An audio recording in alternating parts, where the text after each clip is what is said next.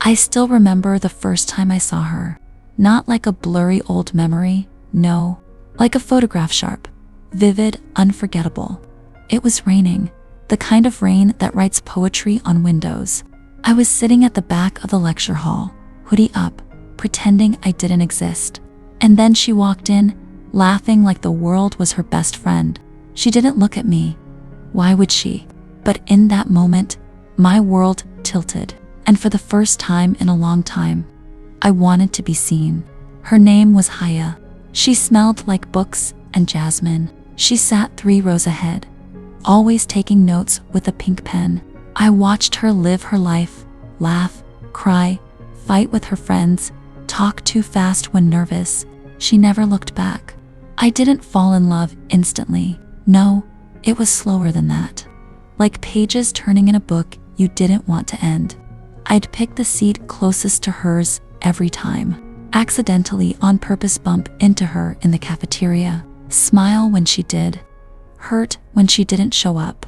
She became my favorite secret. But secrets get heavy. I wrote about her in my journal. Hundreds of pages. Every smile, every dress she wore, every random sentence she said that stayed in my head for days. She didn't even know my name. And then one day, she did. "Hey, you're in my econ class, right?" she asked, smiling as we waited at the coffee machine. I nodded too fast, probably looked like a fool.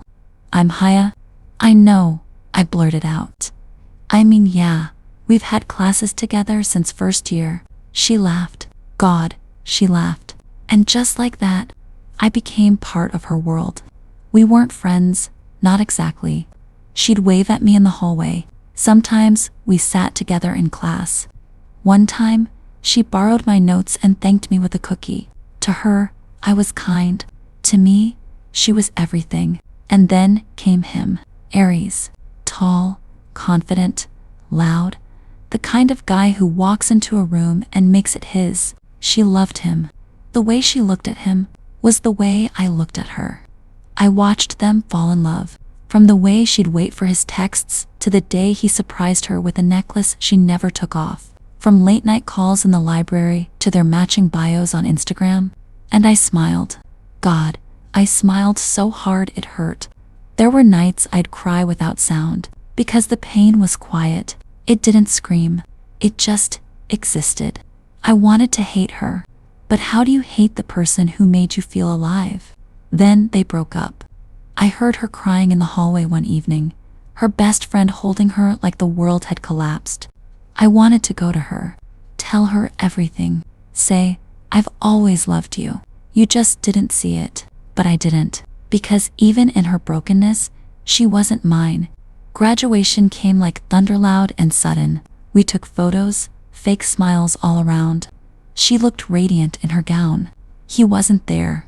I thought maybe this was it, my chance. So I wrote her a letter, 10 pages long.